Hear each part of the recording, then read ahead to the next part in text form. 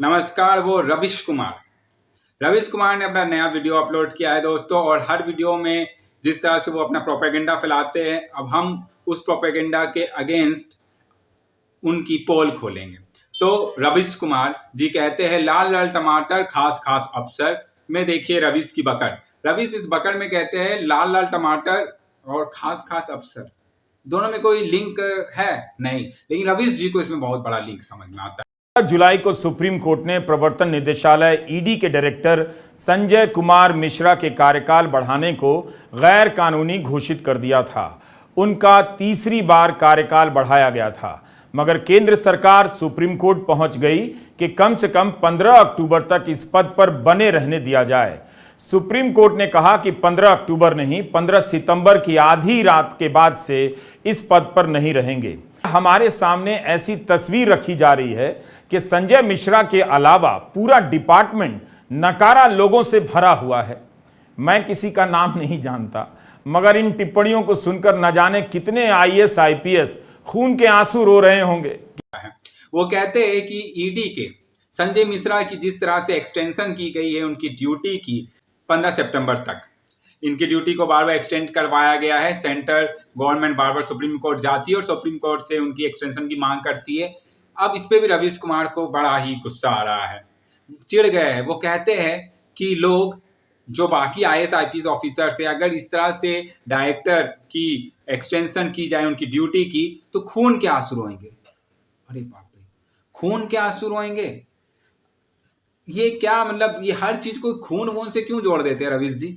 सीधा सीधा बात कहिए ना कि आपको नहीं पसंद है एक्सटेंशन, लेकिन आपको क्या लेना देना? अगर संजय मिश्रा ईडी के डायरेक्टर है और वो अच्छा काम कर रहे हैं, और अगर सेंट्रल गवर्नमेंट चाहती है उनकी ड्यूटी कुछ दिन और एक्सटेंड हो और वो सुप्रीम कोर्ट जाती है, सुप्रीम कोर्ट पब्लिक इंटरेस्ट में ये एक डिसीजन देती है कि ठीक है 15 सितंबर तक उनकी ड्यूटी को एक्सटेंड कर दी जाए, बस इतनी सी बात है। लेकिन इतनी सी बात रविश कुमार किस तरह से मिर्च मसाला लगाकर कहती है। अब मैं आपको एकदम सीधा से एग्जांपल देता हूं दोस्तों। महेंद्र सिंह धोनी बहुत बड़े क्रिकेटर बने, उन्होंने भारत को हर वो उपलब्धियां दिलवाई, हर वो ट्रॉफी दिलवाई जो भारत कभी सोचा ही करता था। हर तरह का वर्ल्ड कप जीता, टेस्ट में नंबर 1 बना महेंद्र सिंह धोनी के कैप्टनशिप में। अब महेंद्र सिंह धोनी चाहते तो 35-36 साल में भी रिटायर ले सकते थे ना, लेकिन उन्होंने अपना एक्सटेंशन करा, 38 साल तक वो खेलते रहे, और वो जब तक खेले तब तक भारत के लिए कुछ अच्छा ही करते रहे।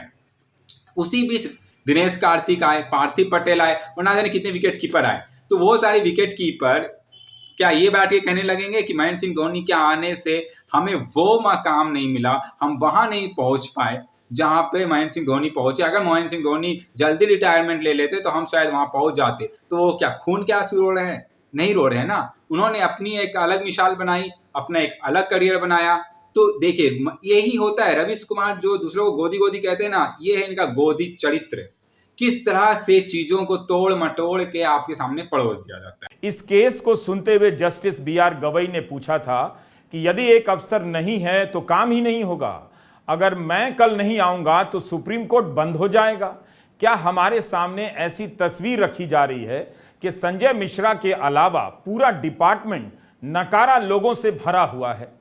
रविश जी जिस तरह से सुप्रीम कोर्ट को कोट करते हुए ये सब बातें कह रहे हैं, उसी सुप्रीम कोर्ट ने दोस्तों राहुल गांधी जी को जब उनकी सजा पर रोक लगाई थी, तो राहुल जी को एक बात उन्होंने स्पष्ट रूप में कहा था कि पब्लिक डोमेन में रहने वालों को सोच समझकर बोलना चाहिए।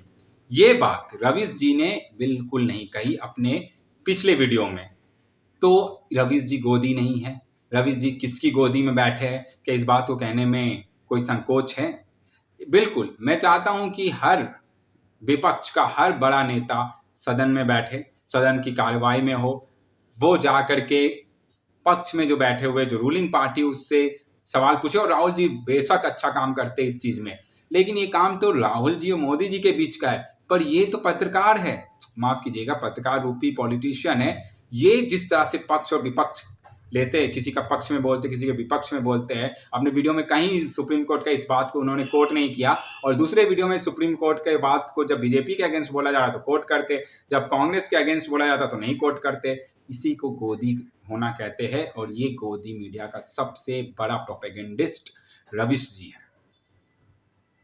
प्रधानमंत्री कहते हैं कि पूर्व की सरकारें होती तो दूध 300 रुपए लीटर मिलता और दालें 500 रुपए किलो।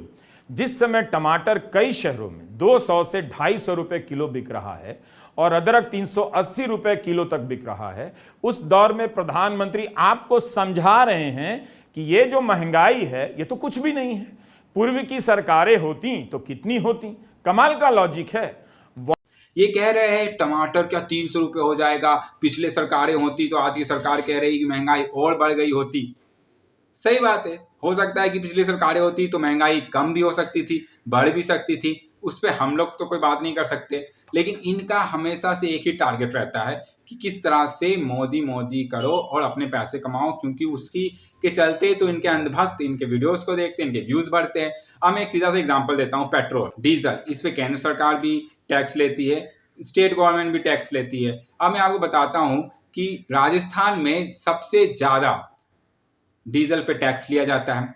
तो क्या राजस्थान सरकार से सवाल नहीं पूछा जाना चाहिए क्यों बाकी सरकार, उत्तर प्रदेश की सरकार, जहां पे उत्तर प्रदेश में भारत की सबसे बड़ी आबादी वाला राज्य है उत्तर प्रदेश, वहां की सरकार का जो टैक्स है, स्टेट गवर्नमेंट का जो वैट है वो कम है, राजस्थान सरकार का ज्यादा है। तो राजस्थान सरकार से भी तो सवाल पूछा जाना चाहिए, सेंटर से भी सवाल पूछा जाना चाहिए कि इतनी ज्यादा अगर बढ़ रही है महंगाई तो बिल्कुल सही बात है, लेकिन बाकी राज्य सरकारों से भी तो आपका सवाल पूछना चाहिए। राज्य सरकार से, राजस्थान सरकार से या बाकी उन सरकारों से कोई सवाल नहीं पूछेंगे, चुप।